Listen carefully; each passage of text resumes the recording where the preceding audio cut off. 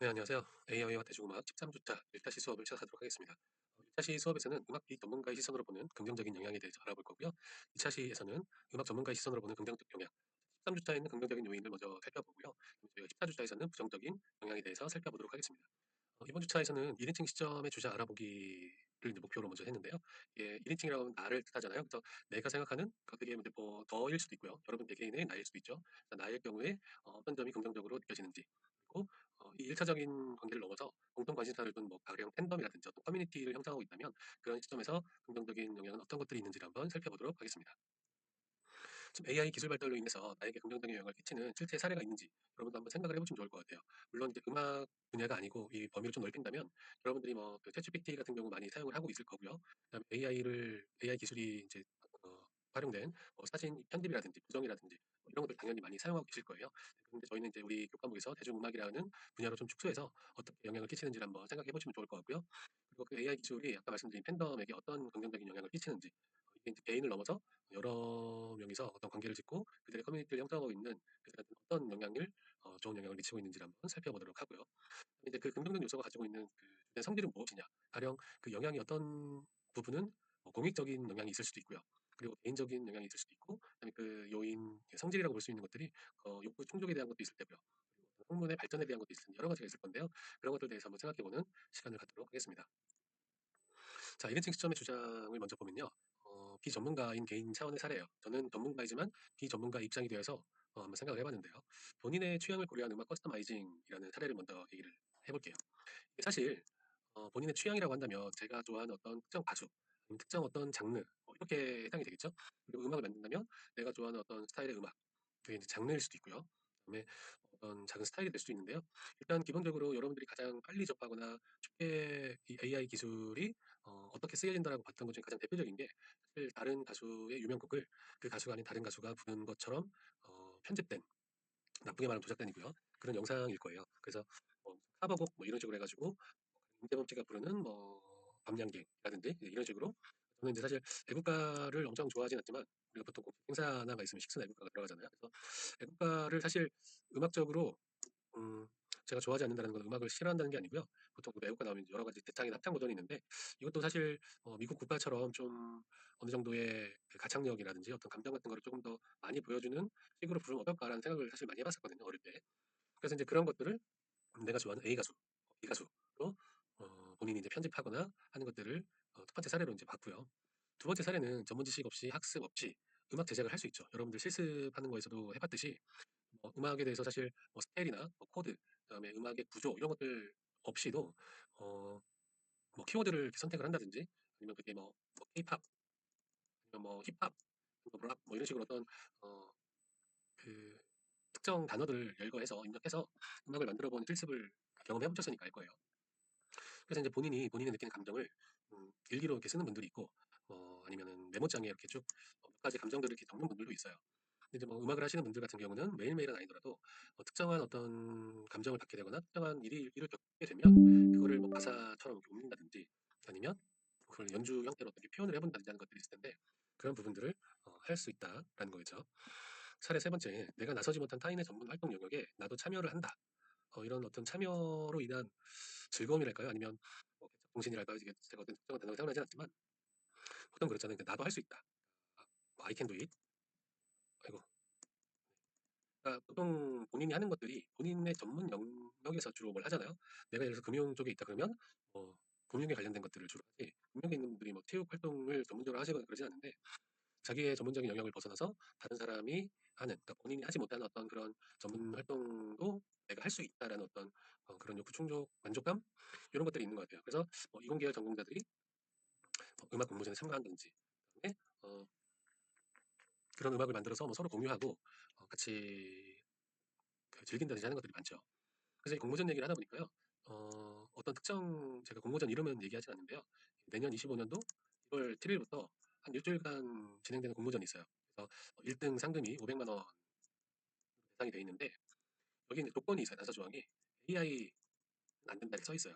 이게 사실 이런 문구가 없다면 요새처럼 어떤 어, 권리라든지 아니면 어떤 개인의 역량이나 어떤 침해를 받는 걸 되게 불편해하는 이런 세상에서는 예를 들어서 뭐 AI로 제작한 음악은 선정되지 않는다 뭐 이런 얘기가 없지 않냐 이렇게 웃기면 사실 되게 할 말은 없거든요. 예, 그래서 어쨌든 이렇게 AI를 활용해서 음악을 하는 사람이 많아졌다. 그러다 보니까 어떤 공모전 같은 경우는 이렇게 단서 조항을 걸고 있더라. 뭐 이렇게 생각을 하시면 될 것 같아요.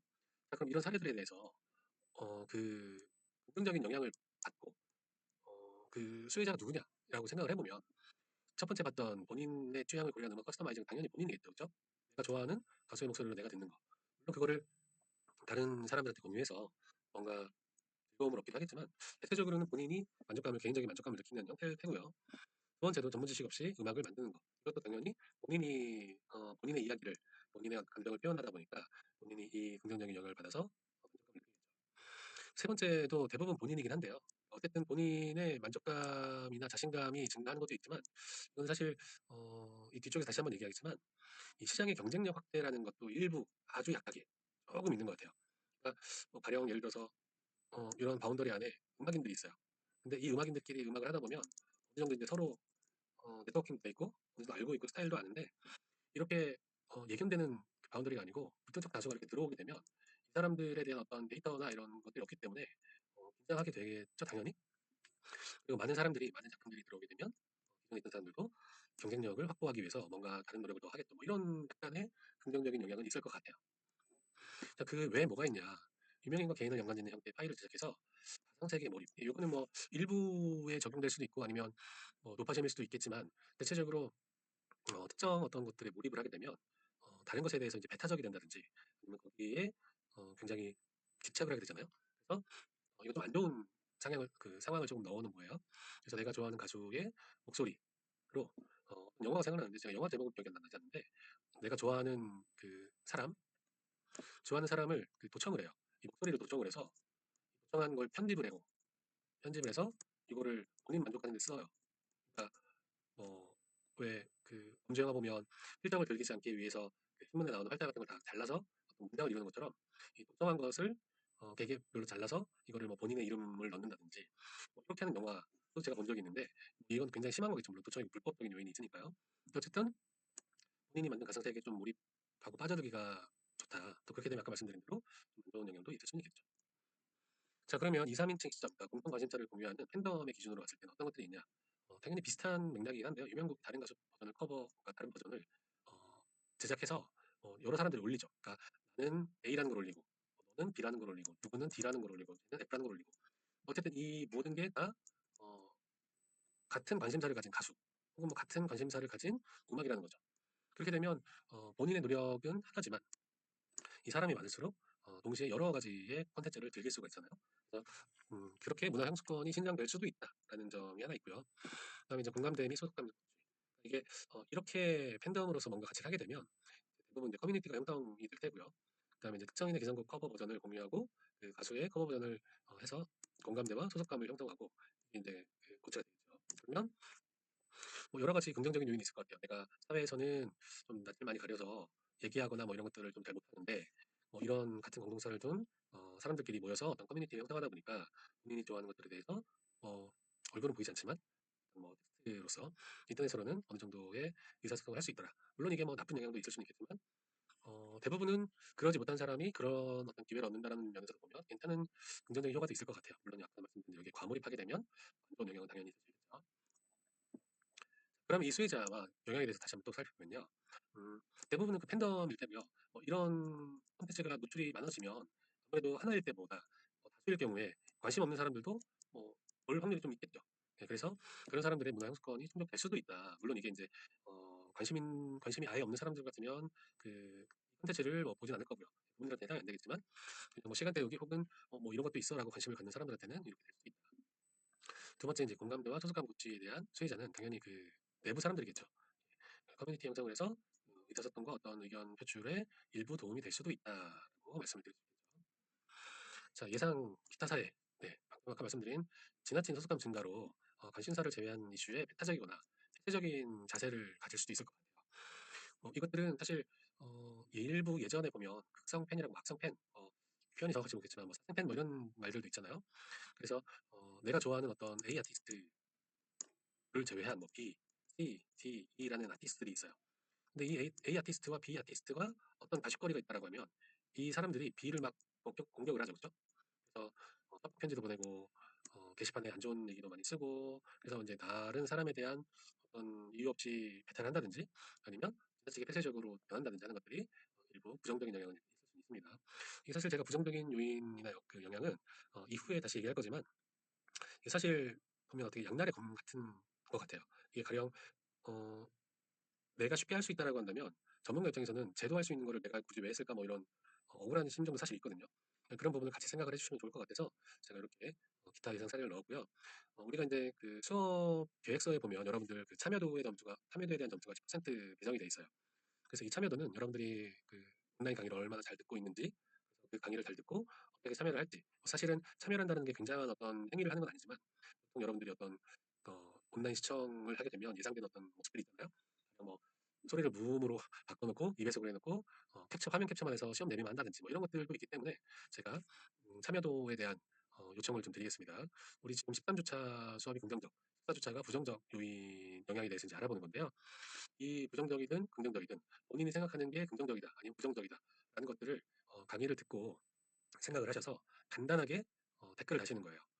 그래서 나는 이게 부정적이다, 나는 긍정적이다 이렇게 제가 공지사항에 대중음악에 미치는 영향에 대한 당신의 입장은 뭐 이렇게 이제 그 질문을 던져 놓으면 여러분들이 참여로 나는 부정적입니다, 나는 긍정적입니다 할 때 간단한 이유를 적어주시면 좋겠죠. 그럼 나는 누구나 즐길 수 있고 누구나 재밌어 하기 때문에 긍정적이다.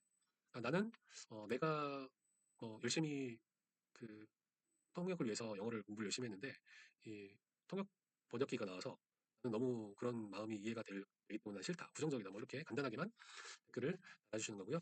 당연히 이거는 13주차, 14주차 영상 기간 동안만 한정이 됩니다. 이거는 공지사항에 보면 질문이 올라가 있을 거예요. 자, 그래서 이제 영향력. 영향력은 어떤 사물이 다른 사물에 적용을 미치는 힘이나 뭐 크기, 정도 뭐 이런 것들을 얘기하는 거잖아요. 그래서 이 영향력에 대해서 간단하게 생각해 보면 쉽게 나무가 우리에게 주는 영향. 사실 어, 여러분 다 알겠지만 몇 가지를 생각해 봤어요. 나무는 그늘을 제공하죠. 더운 여름날 그늘을 제공하고 뭐 새한테는 앉을 수 있는 뭐 쉼터라든지 둥지를 제공하기도 하고요. 그다음에 이산화탄소를 흡수해서 산소를 배출해서 공기 정화에 굉장히 좋은 역할도 하고 지구 온난화에도 좋은 영향을 미치겠죠. 그리고 산사태를 방대한다. 뿌리가 그 토양을 붙잡고 있어서 산사태를 방대한다는 거 다들 알고 계실 거고요. 그다음 과실 등을 제공한다. 네, 뭐 사과나무, 감나무, 배추나무 뭐 등등. 그다음에 현대사회 필수적인 재료를 위한 원료로 사용된다. 뭐 종이라든지 어떤 제품을 만들기 위한 필수 재료의 원료로 사용되죠. 이렇게 해서 이제 어떤 나무가 우리에게 주는 영향인데요.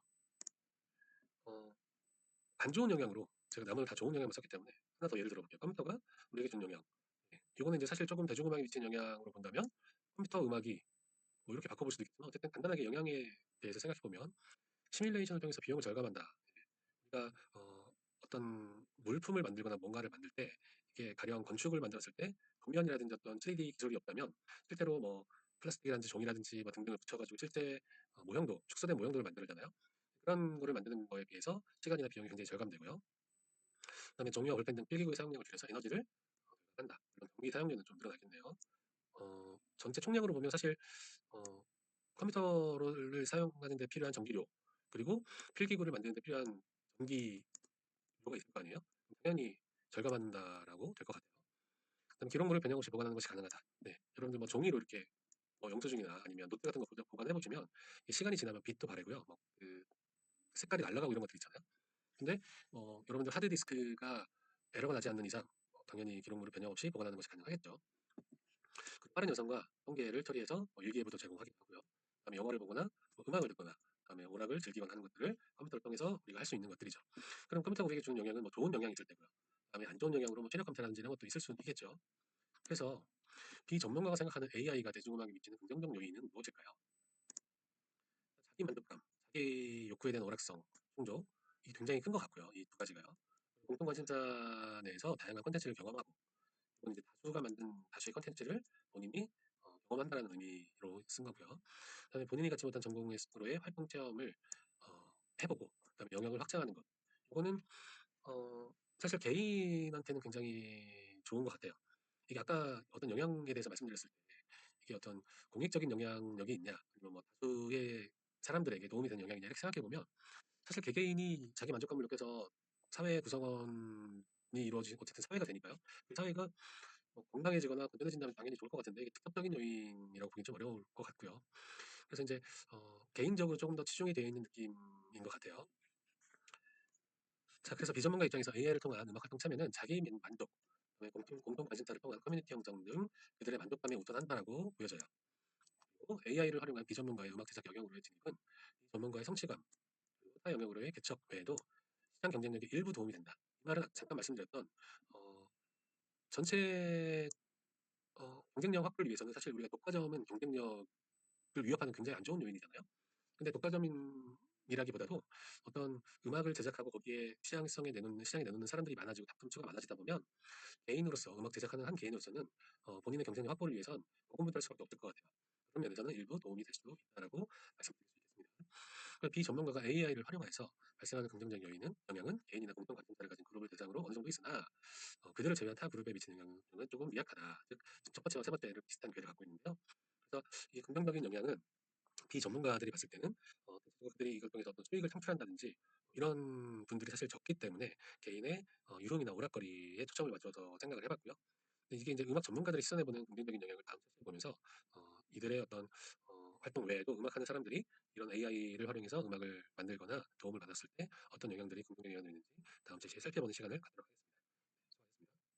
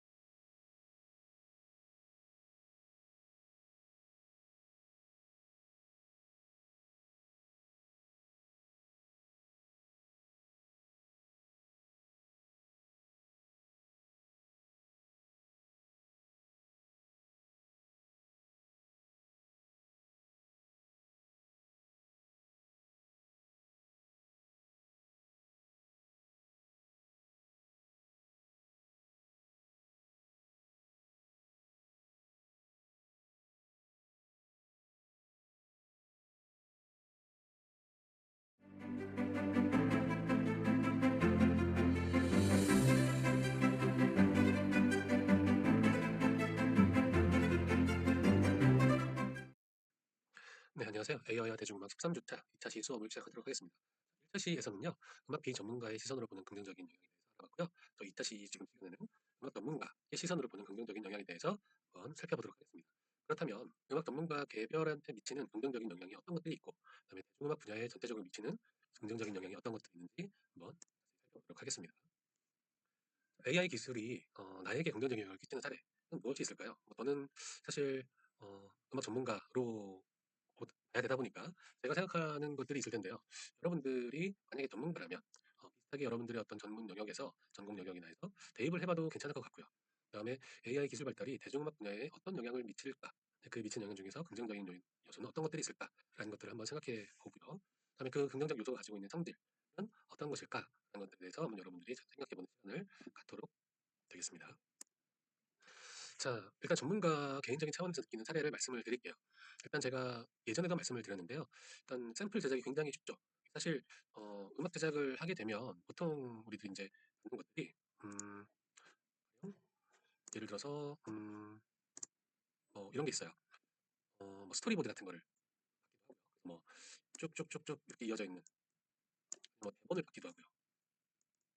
그리고 뭐 시놉시스 같은 걸 받기도 하고요. 네, 여러분들 시놉시스는 뭐 영화 같은 데 보면 세 줄짜리 줄거리 이렇게 암기할 수 있는 그런 글들이죠. 그 스토리보드는 지난 시간에 한번 또 얘기를 했었고요. 이런 것들을 이렇게 받게 되면 이게 사실 그냥 간단한 말이나 어떤 간단한 몇 줄보다는 훨씬 더 구체적이긴 해요.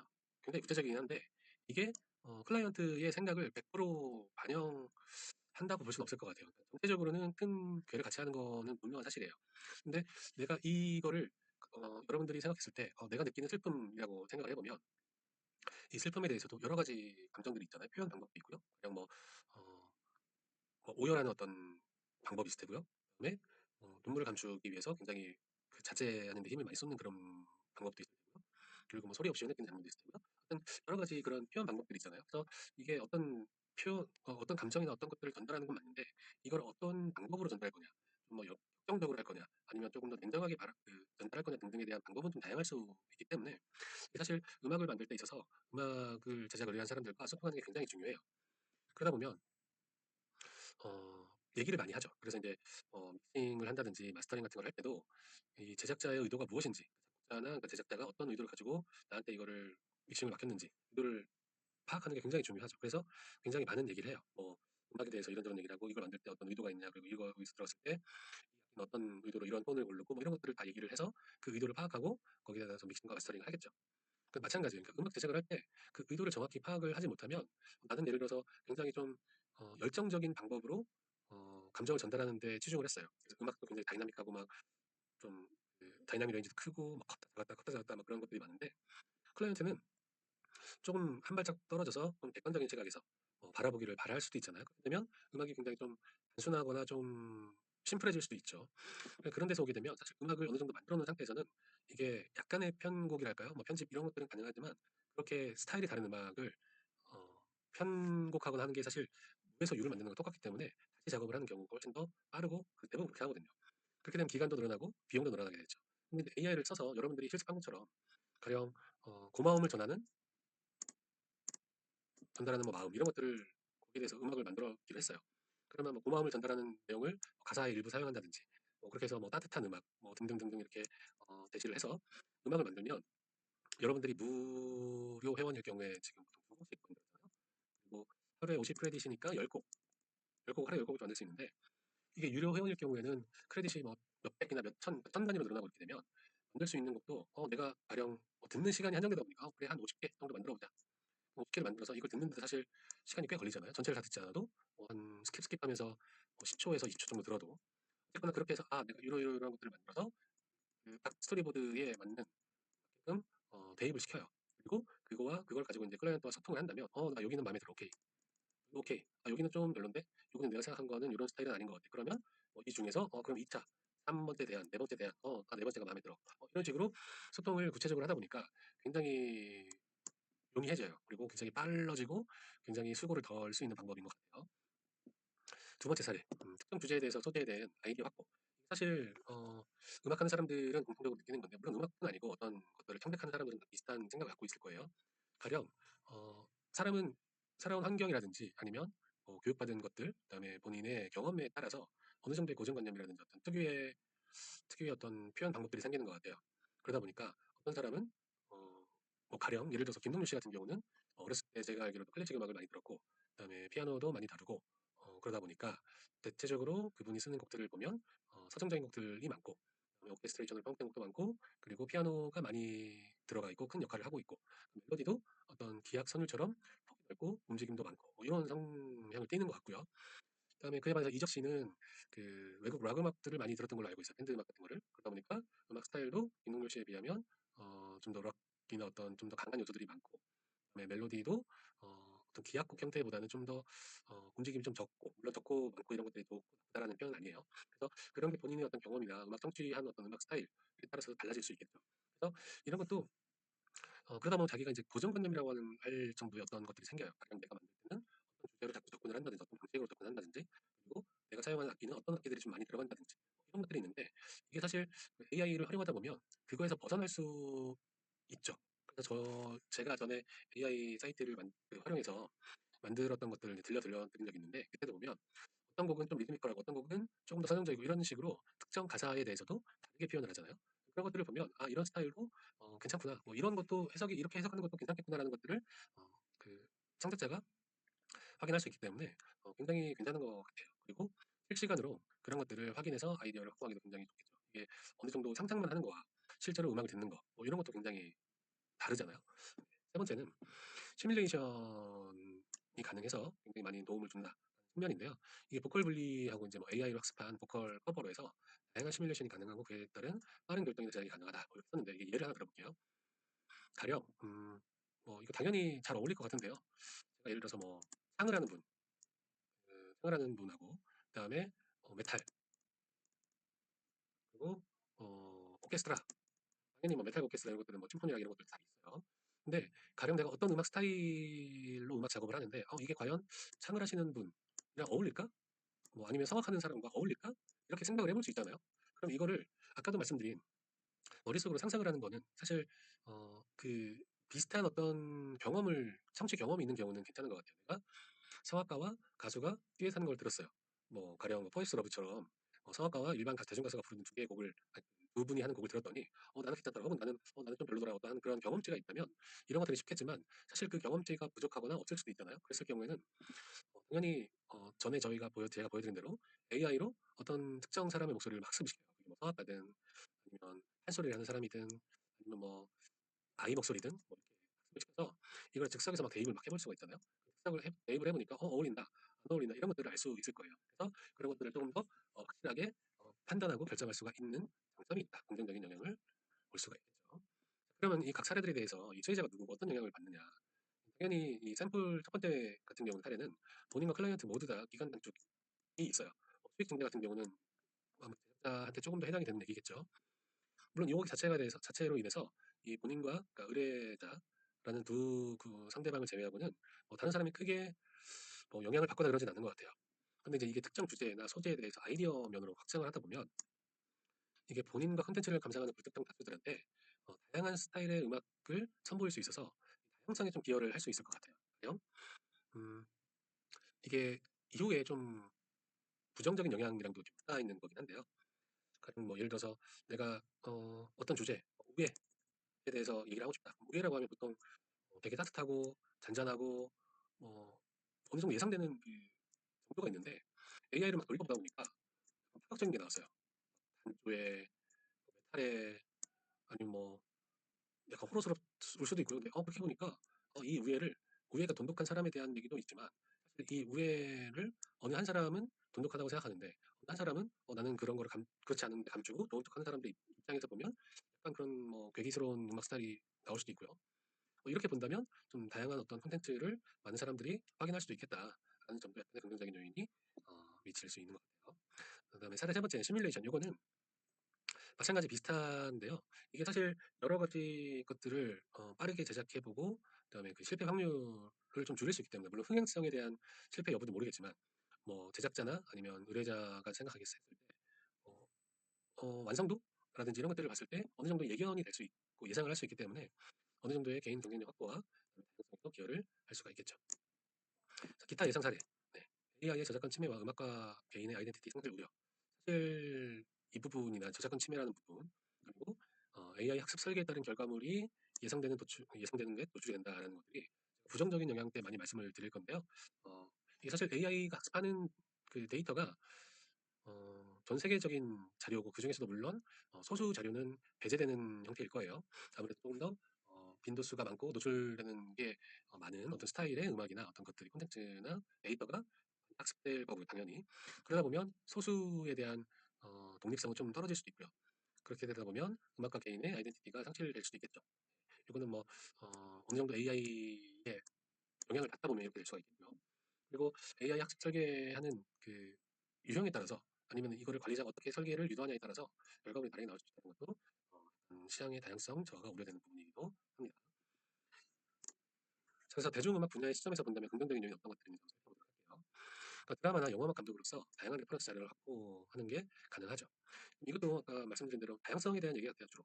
그래서 AI로 여러 가지 다른 스타일의 음악을 생성하고 참고하고 응용하고 활용하여 콘텐츠를 제작하면 사실 뭐 반대의 개념일 수도 있는데요. 내가 바라보는 시각은 세 개인데 AI를 통해서 무수히 많은 시각을 만들어서 난 이 중에서 요거를 뺐습니다라고 한다면 사실 이건 장점이고 긍정적으로 봐야 되거든요. 그죠? 근데 이게 만약에 아니고 어, 반대로 생각했을 때 나는 이러한 것들이 주된 내 시각이야라고 했는데 AI를 돌려보니까 대부분 대중적이고 보편적인 것들을 제시를 많이 했어요. 그렇게 되면 내 생각이 대중적이지 않나 혹은 뭐 야, 이렇게 하다 보니까 요게 더 흥행이나 어떤 상업성에 도움이 되겠는데라고 하고 이런 것들 따라가게 되면 당연히 부정적인 영향에 영향을 줄 수 있다는 거겠죠. 그래서 어쨌든 이렇게 해서 다양한 레퍼토리를 확보할 수도 있다. 두 번째는 음악 제작자 수가 증가하게 되면 경쟁력 확보를 위한 추가 노력 발생. 이거는 뭐 개인적인 영향, 개인적인 시점과 마찬가지일 거예요. 그래서 음악 교육을 받고 전문적으로 학습한 사람들 이외에 많은 사람들이 AI를 지금 활용해서 음악 시장에 진입하고 있어요. 공모전도 그렇고 많은 음악 실제 시장에서도 가령 AI로 만든 AI를 가지고 이거를 편곡을 의뢰한다든지 일부 변형을 해서 본인의 콘텐츠로 사용하는 경우가 굉장히 많아졌거든요. 그래서 이런 것들이 많아지다 보면 자신의 경쟁력을 위해서 이전보다 개인 발전에 힘써야 되고 이렇게 되면 결국은 대중음악 산업에서 본다면 어, 하향 평준화가 되는 부분도 일부 있겠지만 이런 부분을 고민하는 분들은 조금 더 상향이 될 수 있겠죠. 퀄리티가. 네, 대중 분야의 긍정적인 사례, 수혜자라고 보면요. 사례 첫 번째는 당연히 본인하고 제작사, 그리고 콘텐츠를 즐기는 부대중 가수, 그리고 개인 경쟁력 확보와 음악성의 다양성의 기여. 이건 두 개 다 같은 얘기예요. 그래서 대체적으로 뭐 사람들이 많이 유입되면서 경쟁력을 어느 정도 위해서 더 애를 쓴다. 뭐 이런 것들은 당연한 공식이잖아요. 그래서 그렇게 본다면 대중음악 분야에서도 긍정적으로 볼 수 있다. 다만 아까 말씀드린 대로 이 하향 평준화가 일부 되는 것들도 있겠죠. 그래서 음악을 접했을 때 가령 내가 생각했던 퀄리티보다 많이 떨어진다든지 아니면 이런 것들이 정제되지 않고 무분별하게 이제 많이 노출되다 보면 그런 것들에 대해서 선입견을 먼저 가질 수도 있고 이런 부분들도 나중에 안 좋은 영향이 미치는 것도 하나일 거예요. 예상 사례, 다른 사례는요. 이건 마찬가지 AI 저작권 침해, AI 학습 설계도에 따라 움직이는 시장 음악시장의 자율성 약화 우려 이게 또 같은 얘기죠. 사실 이게 찬성과 반대하는 입장에서 본다면 이게 저작권 침해 우려가 가장 큰 것 같아요. 그래서 자꾸 중복되게 말씀드리고 있는 이유도 이게 저희가 AI가 학습한 데이터는 사실 AI 개발 회사의 것은 아니잖아요. 물론 뭐 개인 하나의 것은 아니고 많은 사람들의 음악적인 산물이고 그들의 결과물인데 이 AI를 통해서 물론 AI 개발은 많은 사람이 하지 않고 그 회사가 했지만 학습하는 데이터는 그 사람들이 것은 아니잖아요. 뭐 예를 들어서 지금 하천에 있는 그 토양을 꺼내서 내가 팔 수가 없듯이 물론 이거는 하천관리법에 의하면 그렇게 돼 있어요. 뭐그 여기 있는 토양을 꺼내서 팔 수가 없다. 바닷물 바다도 마찬가지겠죠, 당연히. 그래서 바다에 있는 토양을 뭐 할 수 없다. 그리고 물론 이제 내가 그럼 바닷물을 팔 수 없냐라고 물어본다면 제가 그것까지 모르겠어요. 근데 대부분 내가 공공재라든지 공공이 다 같이 누려야 될 것들을 내가 독점적으로 이용해서 팔기는 사실 어렵고 그게 사실 맞지 않잖아요. 그래서 AI 저작권 침해 우려라는 것은 이게 많은 사람들의 데이터를 통해서 AI가 학습을 해서 내가 어, 돈을 받고 그 AI 활용 구독을 구독료를 구독권을 제시를 했어요. 그래서 A라는 사람이 나한테 돈을 내고 AI 생성형 AI를 통해서 음악을 만들어서 사용하고 있는데 이 사람의 저작권 문제가 걸렸을 때 어떤 사람이 이건 내가 만든 음악과 너무 이상한데라고 저작권 문제를 제기했을 때 이 책임을 회사는 지지 않는다고 보통 말씀을 드리잖아요. 그 사람이 책임을 다 져야 될 텐데 뭐 그런 부분도 있을 테고요. 그리고 이게 아까 말씀드린 봄은 대주가 부리고 돈은 사람이 버는 것처럼 물론 AI를 개발한 그 선도적인 어떤 기술에 대한 보장은 당연히 필요하겠지만 전반적으로 그 데이터가 사실 굉장히 중요한 건데 그 데이터를 무단으로 사실 쓰는 거랑 똑같다 보니까 그런 것에 대해서 기존 음악자, 기존 창작자들에 대해서 어떠한 보장이나 혜택이나 이런 것들이 제공되지 않으니까 이런 것들이 좀 많이 우려가 되겠죠. 그리고 요 AI 학습 설계 의도에 따라온 음악 시장의 자율성 약화 우려, 요거는 제가 부정적인 영향에 대해서 말씀드릴 때 좀 자세히 말씀드릴게요. 자, 영향력. 어떤 사물이 다른 사물에 미치는 힘, 그 크기나 정도를 말씀드렸고요. 지난 차시에도 똑같은 얘기를 했었죠. 그리고 음악 시장 확대와 여러 성향의 제작자가 다수 유입되는 것은 좋은 영향인 것 같다라는 말씀을 드려요. 이게 이제 사실 음악을 하는 사람들이면 다 비슷한 생각을 할 수도 있어요. 음악에 대한 어떤 존중도 있을 수도 있고 아니면 학습할 때 만들어진 어떤 기본적인 관념일 수도 있고요. 근데 이런 것들이 AI 기술을 통해서 비전문가든 아니면 전문가든 어, 활용해서 뭔가 콘텐츠가 나온다면 일반적으로 음악 전문가가 생각하지 못하는 혹은 제작하지 못하는 그런 결과물을 만들어낼 수도 있거든요. 그런 것들이 다소 신선하게 느껴지고 그런 거에 자극을 받아서 경쟁력 확보를 위해서 개인이 역량 강화하는 데도 일부 도움이 될 수 있겠다라는 생각을 하겠죠. 다양한 음악 콘텐츠 개발에 따라서 음악 시장도 확대가 될 거고요. 물론 지금 AI 사이트를 가보시면 그 회원들끼리 이제 서로 자기의 음악들을 공유하고 거기에 따라서 뭐 좋아요 누르고 그런 어떤 음악을 같이 즐기고 감상하는 그런 소규모의 커뮤니티 같은 것들이 형성되어 있는 것도 확인하실 수 있을 거예요. 그래서 이제 그런 면에서 본다면 일부 음악 시장이 확대되는 걸 수도 있고요. 다만 이게 아까 말씀드린 대로 양면성이 있기 때문에 부정적인 영향도 무시하지 못하겠죠. 클라이언트와 작업자의 소통 강화로 제작 시간 단축 및 비용 절감. 이거는 어, 대중음악 부분에 있어서 사실 음, 많은 제작자들이 그러니까 많은 곡 만드는 사람들이 기획사에 곡을 던지잖아요. 홍보용으로 내가 이런 곡 만들고 있다 이렇게 본다면 사실 얘한테도 어떻게 영향이 있을까라고 생각을 해보면 아까 말씀드린 대로 기본적으로 A라는 사람이 만들 수 있는 곡은 뭐 A1, A2, A3, A를 가지고 있는 어떤 요소가 있을 거예요. 뭐 해봐야 AB, 1, AB 이런 식일 텐데 내가 A라는 사람은 갑자기 돌연듯 C라는 어떤 요소를 강하게 가진 곡을 만들기가 되게 어렵거든요. 그렇게 본다면 다양하게 음악을 만들어보고 그런 것들에 맞춰서 흥행성 그리고 그 곡이 사용되면서 나한테 수익 창출이 이루어질 수도 있겠죠. 이제 그런 것들을 제외한다면 이제 음악을 이제 만들어서 내가 어떻게 쓰겠다 혹은 뭐 그것들이 뭐 광고에 쓰이든 뭐 대중음악이라고 하진 않지만 그런 데서 특정 어떤 분야에 쓰이겠다라고 한다면 제작 시간 단축이나 비용 절감은 굉장히 클 것으로 생각이 됩니다. 그리고 이제 음악 전문가의 상식을 거스는 콘텐츠 등장하는 이것도 이제 경쟁력 확보라든지 제작자가 다수 유입돼서 나타나는 현상이겠죠. 그래서 이제 이렇게 보신다면 긍정적인 영향들은 음악 시장의 확대도 일부 있을 수 있고요. 그리고 음악 시장으로의 많은 이용자가 사용자나 제작자가 참여함으로써 그들과의 경쟁력에서 우위를 점하기 위한 기존 음악 창작자의 노력으로 인해서 음악의 질이 상향될 수도 있다는 점도 분명히 긍정적인 영향이 해당이 되겠죠. 그 전문가가 생각하는 AI가 대중음악에 미치는 긍정적 요인은 개인 창작자의 비용 절감, 제작자 증가에 따른 경쟁력 확보, 그리고 다양한 아이디어를 기반으로 제작된 콘텐츠 증가로 음악 시장의 다양성 증가를 영향으로 볼 수 있겠습니다. 이렇게 해서 제가 학습 정리하기 전에요. 다시 한번 참여도 부분을 한번 말씀을 드리면요. 저희 참여도가 그 첫 계획서에 보시면 10% 포함되어 있어요. 그래서 13주차와 14주차 네. 1차 시에 들었던 분은 뭐 똑같은 얘기니까 잘 안 드셔도 되겠지만 제 수업 학습 게시판에 공지사항으로 제가 질문을 던질 거예요. 여러분께서 느끼는 AI가 대중음악에 미치는 긍정적 혹은 부정적 어떻게 생각하시느냐 뭐 이런 질문을 던졌을 때 간단하게 나는 이러이러한 것 때문에 긍정적인 생각을 갖고 있다. 나는 이러이러한 생각 때문에 부정적이다. 이렇게 간단하게 거기 질문에 댓글을 달아주시는 걸로 참여도를 평가하는 걸로 하겠습니다. 제가 전문가 입장에서 비전문가의 AI를 통한 음악 활동 참여는 전문가의 경쟁력 확보를 위해서 긍정적인 영향을 미친다고 볼 수 있겠습니다. 전문가가 AI를 활용해서 다양한 아이디어를 확보하고 고정관념을 벗어난 음악 제작 지도에 긍정적인 영향을 미칠 수 있겠죠. 전문가가 AI를 활용해서 발생하는 긍정적 영향은 개인이나 제작사 또는 클라이언트뿐 아니라 대중음악 시장 전반에 걸쳐도 크게 나타날 수 있다. 그래서 이제 이번 차시까지는 대중음악에 미치는 긍정적인 영향에 대해서 알아봤고요. 이 다음 주차에서는 저희가 부정적인 영향에 대해서 똑같이 마찬가지 알아보겠습니다. 이 부정적인 영향과 긍정적인 영향이 아까 말씀드린 대로 사실 동전의 앞뒤와 같은 형태예요. 그래서 우리가 대중문화론적인 관점에서 봐도 예술성이 높으면 대중성이 떨어지고 대중성이 높으면 예술성이 떨어지고 뭐 이런 것들처럼 일부 본인의 의견을 주장하는 거지 어떤 정답을 맞추는 것이 아니기 때문에 여러분들이 이렇게 어떤 방식으로 주장을 하시면 될 것 같아요. 그래서 지금 13주차와 13주차에 수업하는 것들은 여러분이 과제 15주차를 듣고 과제를 제출하실 건데 토론에 대한 과제를 제출하시는데 거기에 도움이 되게끔 나는 이런 생각을 갖고 있다. 나는 저런 생각을 갖고 있다라는 생각을 할 수 있도록 여러 가지 단서를 계속 하고 있는 거예요. 그래서 그 제가 앞뒷면이라고 하는 거는 정답에 대한 앞뒷면, 정답 차원에서 앞뒷면이 아니고 내가 찬성한다, 내가 반대한다 라는 앞뒷면으로 생각을 하시면 좋을 것 같습니다. 그러면 이번 수업은 여기까지 하고 다음 주차 때 뵙겠습니다.